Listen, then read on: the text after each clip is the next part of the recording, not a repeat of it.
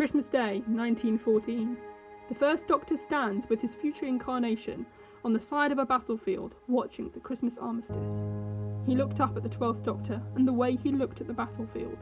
It was at this moment he knew he was going to change. "You're going to change then, aren't you?" said the frail voice of the 12th Doctor. Yes, I think I'm ready now," replied the first Doctor, growing in confidence. The 12th Doctor allowed himself a smile of relief, knowing that his future life would now remain as it once was.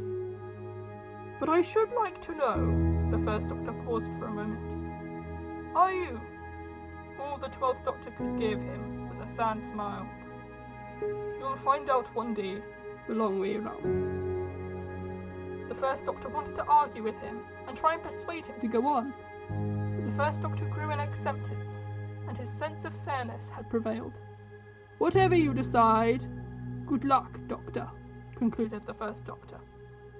"Goodbye, Doctor," said the Doctor, wishing the first Doctor a fond farewell, knowing of all the great adventures to come, all the great and wonderful people he was yet to meet, all the terrifying monsters as well.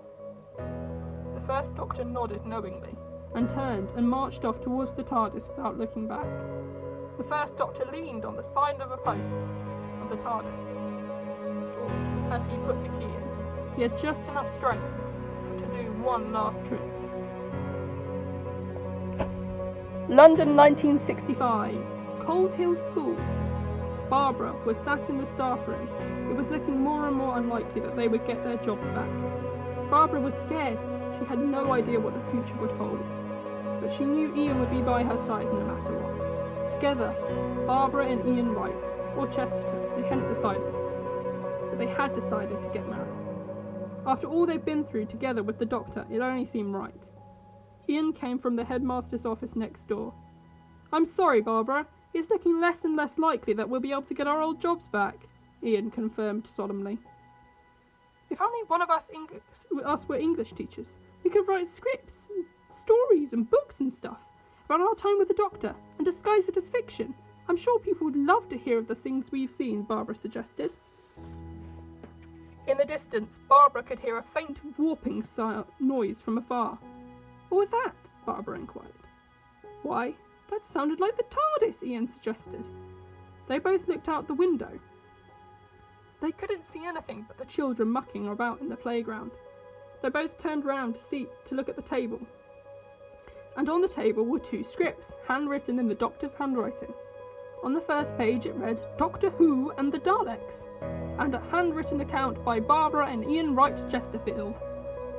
"Hey, you got my name wrong." "What does it matter?" said Barbara. They then turned over to the next script, "The Dalek Invasion of Earth, 2150 AD. "Hey, these are scripts for two films," Ian had said, surprised. A black and white photograph fell out of the script. "Why, isn't that Peter Cushing?" Barbara inquired. Yes it is," Ian replied. Barbara turned the photo over. There was a note on the back. Barbara read it aloud. To Ian and Barbara. "I'm sorry for kidnapping you all those years ago. I fear that it might be nearly time for me to change. And after that I think it's unlikely that you'll recognize me again. So I thought I'd give you one last surprise. I figured it might be hard for you to get your old jobs back. So I leave to you these two scripts of our two adventures with the Daleks, which should hopefully kick-start your careers as scriptwriters. Miss you both dearly, the Doctor. P.S. I thought that Peter Cushing bloke would be a good person to play me. I saw him in the Star Wars with Stephen and Vicky shortly after you left." "Wait, what's Star Wars?" inquired Ian cluelessly. "I suppose we'll find out one day," Barbara explained. "Thank you, Doctor," they both said together. Little did they know that the Doctor would visit them one last time, a year later at their wedding, watching from the side. He left one last present for Ian, his old Coal Hill School tie, and for Barbara he left the headdress of the goddess Yetaxa. The Doctor manages to build up enough strength to visit one he loved the most, to fulfill the promise he made to her all those years ago. London, 2170. Susan had just come home from her job as the new unit's scientific advisor. David was tired and was at home making tea after a long day looking after their adopted children, Barbara, David and Ian, who were on their summer holidays. "Goodness, you look tired," Susan commented. "Well, you try looking after this little Dalek," looking at Barbara. "She's been running around all day." "Oh, I can imagine," Susan replied. "I thought you said you were going to look after the kids today," David said. "Well, I can't exactly help it if aliens invade on the day that I'm supposed to look after the kids," Susan replied. David smiled. Susan always came up with the best excuses. Some of them were ludicrous, like the time the evil alien warlord Zorg wanted to invade with his army of clones, and then there was another time when she lost her way because a platoon of Jadoon found that she had violated her parking ticket. In the background, Susan heard a faint wheezing groaning noise that she found oddly familiar. She dismissed it as nothing. But from afar, the doctor stood, peering in to see his granddaughter. The doctor shed a tear and smiled with pride. He was not mistaken in mind. The doctor grew weaker and sicker. He could already begin to feel the change inside of him, every cell in his body burning. Inside, Susan could hear the clattering of bins. She thought she heard a cat might want to come in, so she went outside to investigate. The doctor could hear her coming, so he limped over into the shadows. "Hello?" said Susan, who was startled to find someone lurking in the shadows that was not her cat. "Is someone there? Are you okay? You don't look well."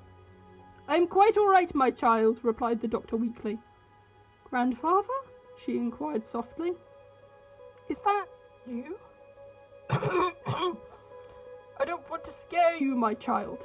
Don't get too close," the doctor coughed.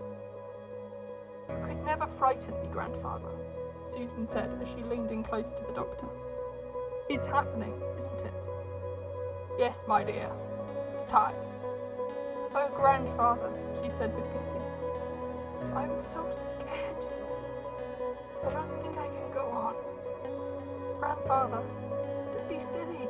You're the bravest person I know.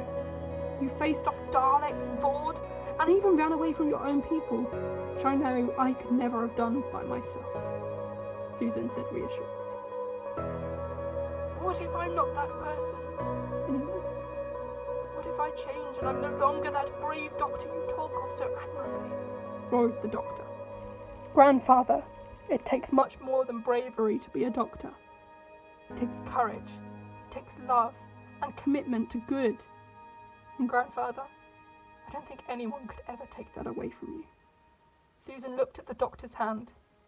"It's happening," she said as the hand began a faint glow. "You must get back to the TARDIS," she commanded as she helped the doctor round the corner and back into the TARDIS.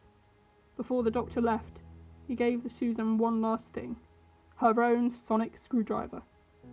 "Had you thought I'd forgotten?" suggested the doctor. "Oh, grandfather, it's incredible."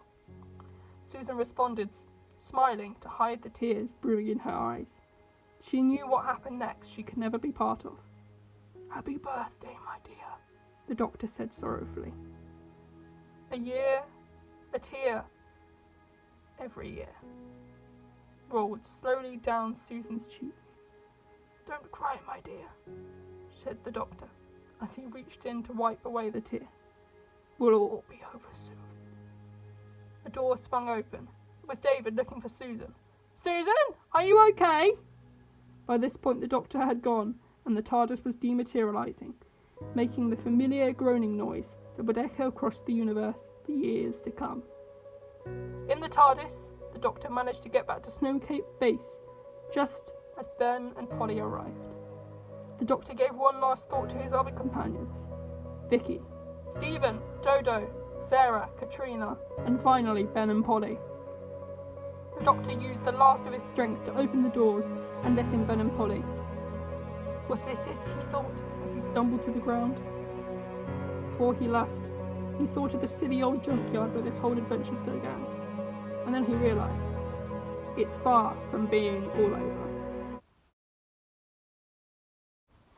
Yes, thank you for watching, and if you enjoyed this video, why not consider subscribing down below to the official Ruby and Espresso YouTube channel.